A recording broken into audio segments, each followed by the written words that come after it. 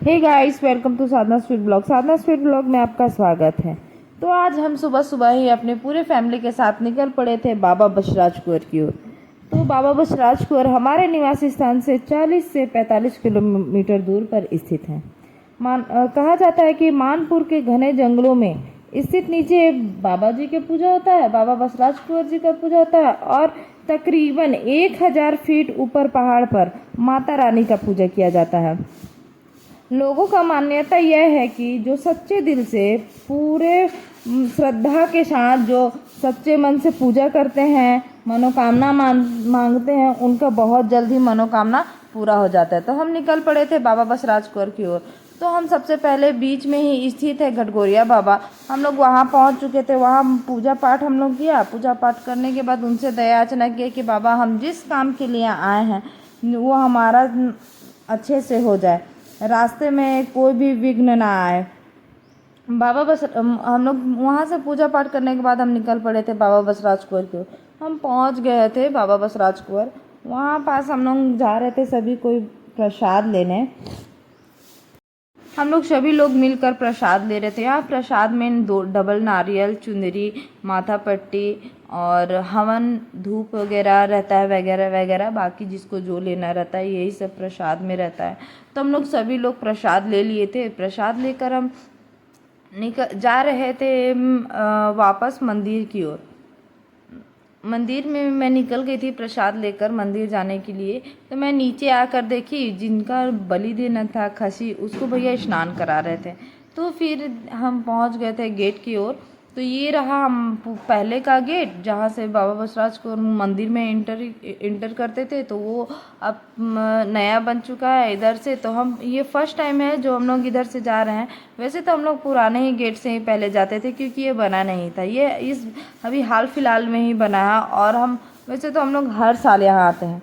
वैसे बताया जाता है कि यहाँ के आदिवासी लोग बताते हैं कि इस शहर का निर्माण तो बाबा बसराज कुंवर ने ही किया है। यहाँ कहा जाता है कि पहाड़ के नीचे बाबा बसराज कुंवर की पूजा होता है और पहाड़ के ऊपर विराजी हैं माता रानी देवी का पूजा होता है। यहाँ तकरीबन कहा जाता है कि 80 वर्षों से यहाँ पूजा हो रहा है, वो भी श्रद्धालुओं के द्वारा। इस गांव में मतलब इस यहाँ पास इस मंदिर का पूजा कोई पंडित वगैरह कोई नहीं कराते हैं। यहाँ पास ना जो गांव के बैगा होते हैं वही यहाँ पूजा कराते हैं।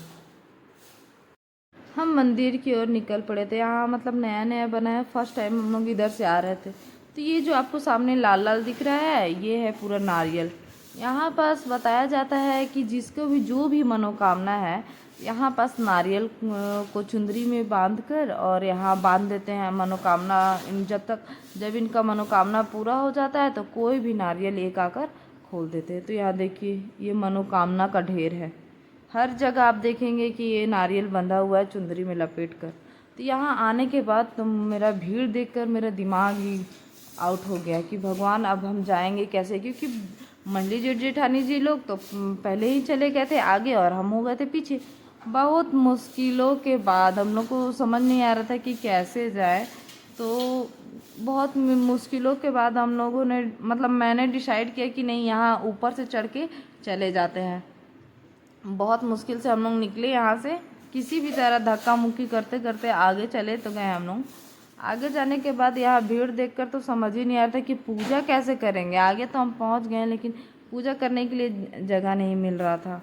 बहुत यहाँ पर देखिए सभी लोग अपना मतलब प्रसाद ले लेकर खड़े हैं पूजा करवाने के लिए। यहाँ देखिए बलि देने के लिए खसी सब लोग जो भी लेके आए हैं सब लोग यहाँ ले लेकर खड़े हैं।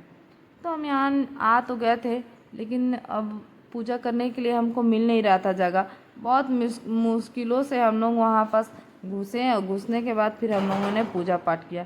पूजा पाठ यहाँ पास मंडली जेठानी जी, बड़ी जेठानी जी, मैं और भी काफ़ी लोग लेकर गए थे। जेठानी जी लोग बहुत लोगों को लेकर गए थे वहाँ। तो सभी लोग हम लोग मिलकर हम लोग पूजा पाठ किए। पूजा पाठ करने के बाद यहाँ बलि स्थान की ओर बलि देने के लिए लेकर जाना था भैया को। तो तभी खसी का पूजा हो रहा था और सब कोई दाना खिला रहे थे। तो सार्विक को मैंने कहा बेटा आप भी खिला लो, तो सासू माँ खिला रही थी, तो मैंने भी कहा कि थोड़ा सा मुझे भी दे दीजिए, बाबू लोग से मैं खिला देती। तो उन्होंने मुझे दिया चावल, फिर मैंने बाबू को भी बाबू के हाथों से उनको खिलाया। मैं लो बेटा आप भी खिला दो। तो बाबू खिला रहा था, पहले तो वो डर रहा था, लेकिन जब बकरी खाने लगी तो वो बिल्कुल भी नहीं डरा, चुपचाप खिला दिया। मेरे खिलाने के बाद बड़ी जेठानी जी भी वो भी मतलब थोड़ा सा चावल खिला दिए। उसके बाद आंसी मुझे मिल नहीं रहे थे, आंसी को मैंने पकड़ा, जल्दी से तुम भी जाओ कि भाई खिला लो, उसके बाद वो चले जाएगा। चलो चलो जल्दी जल्दी मैं उसको ले कर गई, और ले जाने के बाद फिर उसके बाद मैंने खसी के पास उसको ले गया, वो खिलाई। पहले तो मतलब वो बहुत ज़्यादा डर रही थी, वो खिला ही नहीं रही थी, वो हाथ छुड़ा ली मेरे से, तो फिर मैंने ही पूरा उसको खिला दिया। फिर भैया उसको लेकर चले गए बलि स्थान के अंदर, वहाँ पास बलि दिलाने। तो और हम चले गए आगे की पूजा करने। तो सबसे पहले हम लोग महादेव का पूजा किए। महादेव का पूजा करने वक्त हम सूख नहीं करने पाए थे, तो मैं पहले नंदी जी का पूजा करने आ गए। नंदी जी का पूजा हम लोग सबको मिलकर किए। उसके बाद हमको जाना था नंदी जी का पूजा करने के बाद हवन करने। तो सभी लोग, ये रहा हवन कुंड, जहाँ पर सभी लोग मिलकर हवन हम लोग कर रहे थे। बाबू रो रहा था कि नहीं हमको सब सारा हमको दे दीजिए, सारा हम ही हवन करेंगे। उसको मैं समझाई कि नहीं बेटा, सभी को करना रहता है बारी बारी। हवन करने के बाद हम लोग चले गए थे अपने हाथों में रक्षा सूत्र बंधवाने। तो देखिए धागा वहाँ कैसे बोल हाँ देखा भाई आज ही सर पूजा घर पूजा धागा पूजा के बाल होता है हम घाट में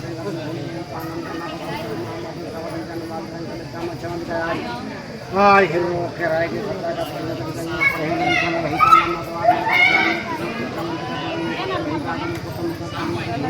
हम आ गए थे। ये रहा, ये है यहाँ के बड़े हनुमान जी। और यहाँ जो बीच में दिख रहा है वो है महादेव का मंदिर, इधर है राधा कृष्ण। बाकी लोग सभी लोग फ़ोटो शूट वगैरह करा रहे थे। मैं सोची कि मैं पूरे मंदिर कहीं गोले से घुमा कर मैं दृश्य ले लेती हूँ। तो मैं यहाँ का पूरा अच्छे से शूट कर रही थी, मतलब यहाँ का पूरा दृश्य कैप्चर कर रही थी। यहाँ बहुत ज़्यादा भीड़ होता है, यहाँ मतलब बहुत कम ही ऐसा होता है कि हम कम लोग आते हैं, नहीं तो आपको पूरे साल आपको मिलेंगे। नीचे आने के बाद देखा यहाँ बिटिया रानी और बाबू खूब ज़्यादा मस्ती कर रहे हैं। दोनों जन बहुत खुश थे मस्ती करने के साथ। भाई बच्चे खुश तो हम भी खुश, हम इनको देख के पूरे खुश हो गए थे। तो चलिए भाई मिलते हैं अगले नेक्स्ट ब्लॉग में। तब तक के लिए खुश रहिए, मस्त रहिए, हंसते रहिए। हर हर महादेव।